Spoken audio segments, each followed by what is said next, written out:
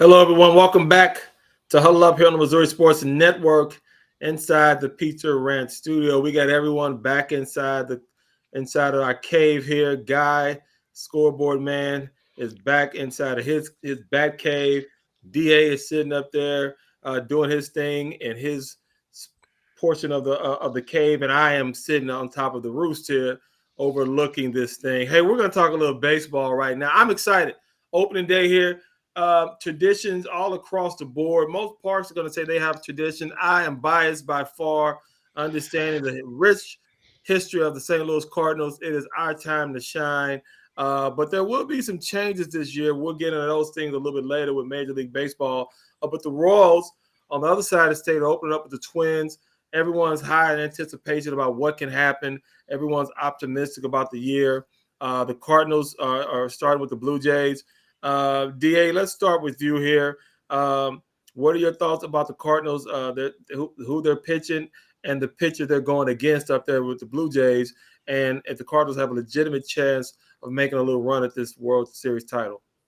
Yeah, Miles Michaelis is going to face off against Alek Manoah, who I actually had on my fantasy team last year. He's pretty salty.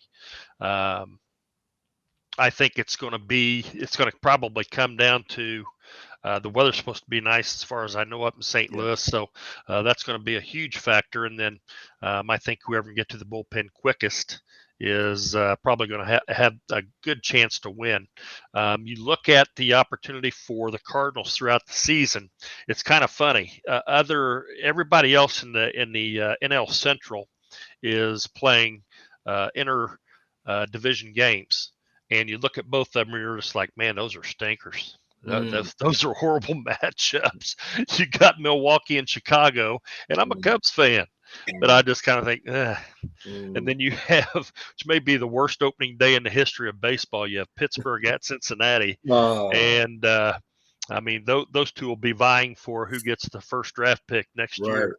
So they stand a very good chance to move on. And at that point in time, there's a lot of factors. What happens at the trade deadline? Does everyone stay healthy? Does their bullpen develop, and so forth and so on? So it's going to be. I love this time of year. The end of basketball, transitioning into baseball. So looking forward to opening day. Absolutely. All I got to say to you, Guy, before I kick it to you is dun dun dun dun dun dun dun dun dun dun dun dun dun dun dun dun. The guy, scoreboard guy, break into me, fella. Tell me what you're thinking about this upcoming season. You got the Royals, Cardinals, and we got some rule changes we want to go over. Talk to me, big fella. Yeah, and I tell you, Cardinals. It's all going to be. I think it's going to be Flaherty. And you look at what he did. That 24-1 blow up game he threw that last time out in the spring training. But I know that they're just working on things there. You look at the kind of projections. I mean, the Cardinals right now are over under 88.5 wins. You look at the rest of that National League, and obviously you've got the Braves and the Mets and the Dodgers and even San Diego. All over 93, 94, 95 wins as far as projected. The Cardinals got a tough road to hoe, I think. And playing, this year they're not going to play as many times in that National League Central. Everybody's going to play everybody the same amount of times, and that's going to hurt. The Cardinals a little bit. They're at, like I said, 88.5 wins. They're still picked to win the division, but it's going to be all about, I think, Flaherty and whether or not the back end of their bullpen can stay healthy there. So I'm optimistically looking at it. And this is kind of a new thing too with regards to opening day. For the last 100 years, opening day has always been in Cincinnati. They were the oldest team in the league, and that's where opening day was. And everybody started the next day. Well, now everybody's playing tomorrow, and that's different. So a lot of changes in Major League Baseball. I know we'll talk about some of the rule changes as well, but there's going to be some great headlines coming out as we go through this season. I agree with you there. I can't wait to get it started. Let me tell you this, gentlemen. Let's go over a couple of rule changes, and we can circle back if needed be. But let's talk about this. This is kind of crazy here. So there's no shift, that is one that I'm for. We'll dive into it. There's a pitch clock, okay, and you can only throw over 2 times. There's a runner on base, and then you have the bases are bigger. DA, dive into those 4 major changes and how you think that affect baseball, and how you think the left-handed hitters will probably be more prosperous because of it. Well, I think you nailed it on the head. Left-handed hitters, I think you're going to see their averages go up substantially, um, just because of the no shift rule that's been put into place. I really like it personally. I think what you will see is managers and coaching staffs will adjust.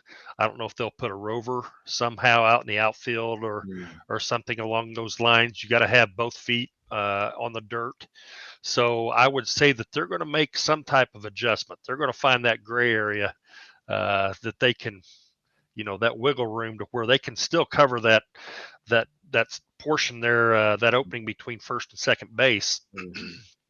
And but I really like the fact that the shift rule. To me, that's the best rule they changed. I've been watching a lot of spring training, and I think a lot of it's yet to be seen. Pitch clock, man, they just get up there and hum it. And I don't know if that's good or bad. I'm a baseball purist, and if it's not broke, don't fix it. I understand that games were getting long and so forth and so on, but it's been that way for a long time. Yeah.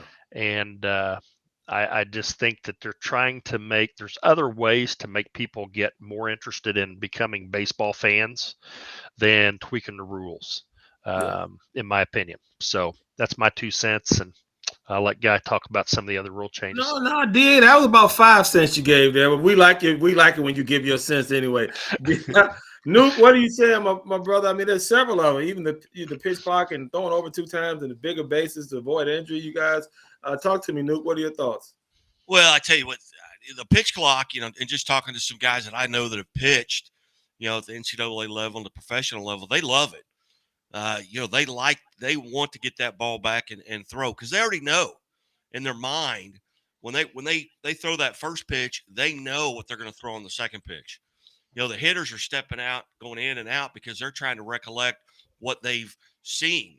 The pitchers throw in this count in this situation and that. Well, the pitcher already knows. They just soon get the ball back and throw it. Now, the throwing over just 2 times, that's obviously in favor of the base runner there, because he knows that he's only going to be able to come over here twice. He can get a one-way lead, encourage a throw, get another one-way lead, encourage a throw, and then he's off to the races there. The shift. I think you're going to see batting averages go up. I think that's an advantage to the hitter. And I think that's why they came up with the pitch clock, is to give an advantage, give something back to the pitcher, because they've taken a little bit away from him. So I'm excited to see and we'll know a month into this, because you're going to have 200 games under your belt with 32 teams playing, 28 times in that first month. You're going to know where the tendencies are, and you're going to start seeing analytics then play a huge role, because now the rules have changed. So the numbers, the analytics are going to change. So you're going to see guys, major league teams going out and hiring, more guys from Harvard. Hey, how do you do this? Run these numbers. And then you're going to start to see that kind of take over. And I think what baseball's trying to do is to pull that out of the game with the shift, but they're actually going to add to it with the numbers, because the analytics are going to change. Yep, I agree with you. You know what? It's going to be interesting to see this year play out. And then, you know what? I think they'll reevaluate next year, kind of like football did with some of the things with replay and the pass interference rule. And then they'll say, hey, that worked, this one didn't. But I am more excited about that shift, because I hated to see the shift and you see a guy just drill something up the middle, and then there's a guy just standing right there. And that almost ruined a lot of careers. Matt Carpenter always comes to mind, the former St. Louis Cardinal, who was just a pull hitter, and he had almost changed everything. But, gentlemen, we're excited. We're going to keep our audience abreast on what goes on with the Royals and the Cardinals every week. That's what we do here on the Missouri Sports Network. We thank you for listening. We got one more segment. Don't go anywhere. We'll be right back on the Missouri Sports Network.